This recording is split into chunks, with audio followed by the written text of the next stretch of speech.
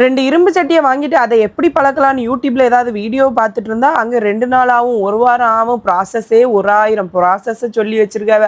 இதெல்லாம் நமக்கு சரிப்பட்டு வராதுன்னு சொல்லிட்டு வாங்கிட்டு வந்த இரும்பு சட்டியை ஃபர்ஸ்ட் வந்து நீட்டாக சோப்பெல்லாம் போட்டு தேய்ச்சி கழுவியாச்சு. அதை அப்படியே கேஸ் ஸ்டவ்வில் தூக்கி வச்சு நல்லா தீயை கூட்டி வச்சிருங்க. ஹை ஃப்ளேமில் வச்சிடணும்.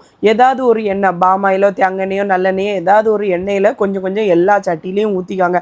நான் இன்னைக்கு நல்லெண்ணெய் தான் எடுத்துக்கிட்டேன். இப்போ வந்து தோசை நமக்கு ஒழுங்காக வரலன்னா பல்லாரியை 2ஆக வெட்டி நல்லா தடவுனோடனே தோசை ஒழுங்காக வரும்ல, அதே ப்ராசஸை தான் யூஸ் பண்ண போகிறோம். அதனால ஒரு 2-3 பல்லாரி எடுத்து தொலிகிளி ஒன்றும் எடுக்கல மக்களே, எல்லாத்தையும் நீல வாக்கில் வெட்டி எல்லா சட்டிலையும் கொஞ்சம் கொஞ்சம் பல்லாரியை போட்டு நல்லா கரிஞ்சி தீஞ்சி நார் அடிக்கிறது வரைக்கும் வதக்கி தள்ளிடணும். பார்த்துக்காங்க, எவ்வளோ தூரம் வதக்க முடியுமோ அவ்வளோ தூரம் வதக்கி விட்டுருங்க. வதக்கி விட்டப்புறமா மறுபடியும் கழுவி எடுத்து நம்ம சமையலை செய்ய ஆரம்பிச்சிடும்.